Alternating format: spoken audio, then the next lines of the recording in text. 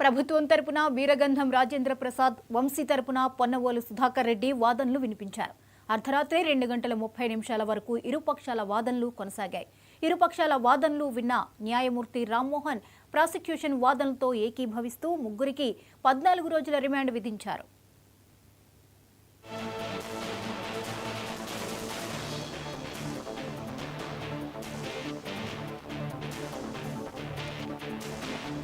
మరోవైపు వంశీ రిమాండ్ రిపోర్టులో పోలీసులు సంచలన విషయాలను పేర్కొన్నారు. సత్యవర్ధన్ను బెదిరించడంలో ఆయన కీలక పాత్ర పోషించారని వివరించారు. చంపేస్తారనే భయంతో సత్యవర్ధన్ వంశీ అనుచరులు చెప్పినట్టు చేశారని తెలిపారు. సత్యవర్ధన్ తన ఫిర్యాదును వెనక్కి తీసుకోవడంలో A7, A8 కీలకంగా వ్యవహరించారని పోలీసులు తమ రిమాండ్ రిపోర్టులో పేర్కొన్నారు.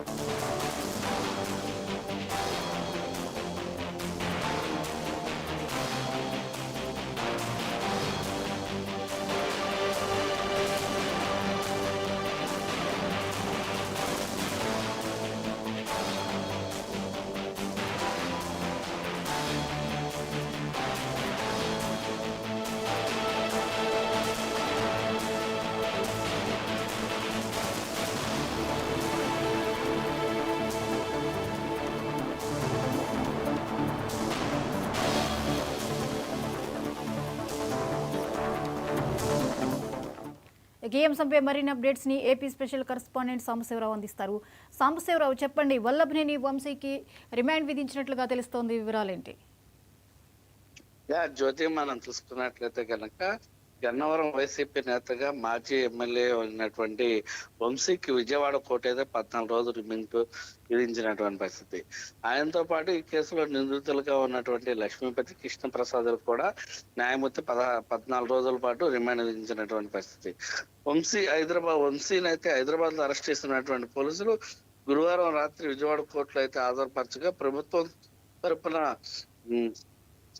వీరగంధం రాజేంద్ర ప్రసాద్, వంశీ తరపున పొన్నవోలు సుధాకర్ రెడ్డి వీరిరువురు కూడా వాదనలు వినిపించినటువంటి పరిస్థితి. అప్పటి వరకు కూడా కృష్ణలంక పోలీస్ స్టేషన్ వద్ద అయితే పూర్తిగా విచారణ జరిగినటువంటి పరిస్థితి.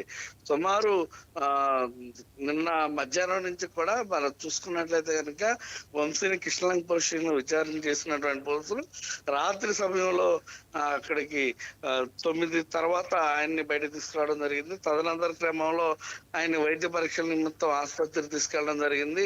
తదనంతరం వైద్య పరీక్షలు అయిన తర్వాత విజయవాడ కోర్టుకి తీసుకురావడంతో అక్కడ రాత్రి 11 గంటల నుంచి అర్ధరాత్రి 1:45 అంటే సుమారు 2 గంటల వరకు కూడా వాదనలు కొనసాగినటువంటి పరిస్థితి.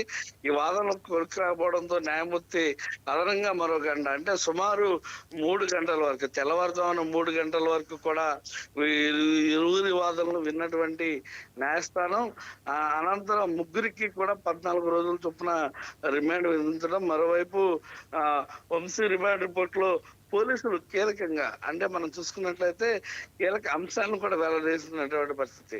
దీంట్లో సత్యవర్ధన్ను బెదిరించడంతో పాటు వంశీ కీలక పాత్ర పోషించినట్టుగా కూడా వారు ఈ దీంట్లో పేర్కొనడం జరిగింది. అదేవిధంగా మరణ భయంతోనే వంశీ అనుచరులు చెప్పినట్టు సత్యవర్ధన్ కూడా చేశాడని పోలీసులు దీంట్లో చెప్పడం జరిగింది. వంశీకి నేర చరిత్ర ఉందని, అతని పైన ఇప్పటి వరకు కూడా 16 క్రిమినల్ కేసులు ఉన్నాయంటూ కూడా ఎన్టీఆర్ జిల్లా సిపిఐ ఆదేశాలతో 14 బృందాలుగా ఏర్పాటు చేశాం, విశాఖ పోలీసుల సమాచారంతో విజయవాడకు తీసుకొచ్చామంటూ కూడా వారు దీంట్లో పేర్కొనడం జరిగింది. అదేవిధంగా ఈ కేసులో A9 గా ఉన్నటువంటి రామును కూడా కలవాలని వంశీ బలవంతం చేశారంటూ కూడా పోలీసులు చెప్పడం జరిగింది. రిమాండ్ రిపోర్ట్ లో వీటితో పాటు ఏదైతే సత్యవర్ధన్ ఫిర్యాదు వెనక్కి తీసుకోవడంలో A7, A8 గా ఉన్నటువంటి కీలకంగా వ్యవహరించారంటూ కూడా ఆ పోలీసులు రిమాండ్ రిపోర్ట్ లో పేర్కొనడం జరిగింది. తెదేపా కార్యాలయంలో పనిచేసే సత్యవర్ధన్ కిడ్నాప్ చేసి మరియు అభియోగం పైన కూడా గురువారం ఉదయం వంశీని ఏపీ పోలీసులు అరెస్ట్ చేయడంతో ఏదైతే ఎస్సీ ఎస్టీ అట్రాసిటీ కేసుతో పాటు నాన్ వేలబుల్ సెక్షన్ కింద కూడా పోలీసులు అయితే కేసు నమోదు చేశారని మనకి ఇప్పటికే తెలుస్తున్నటువంటి విషయం. వంశీని హైదరాబాద్ అరెస్ట్ చేయగా అదే కేసులో నిందితులుగా ఉన్నటువంటి ఎలిమినేని శివరాం ప్రసాద్, నిమ్మల లక్ష్మీవర్ధన్ కూడా విజయవాడ అరెస్ట్ చేసి తీసుకురావడం, విజయవాడలో అరెస్ట్ చేయడంతో మరోవైపు విజయవాడ పోలీస్ స్టేషన్ లో సత్యవర్ధన్ సంబంధించినటువంటి వాంగ్మూలం కూడా తీసుకోవడం తోటి మొత్తంగా వీటన్నింటినీ కూడా రాత్రి కోర్టు దృష్టి తీసుకెళ్లడం, రాత్రి కోర్టులోనే 3 గంటల వరకు కూడా ఇరుపక్షాల వాదనలు విన్నటువంటి కోర్టు అందరికీ కూడా అంటే ముగ్గురికి కూడా 14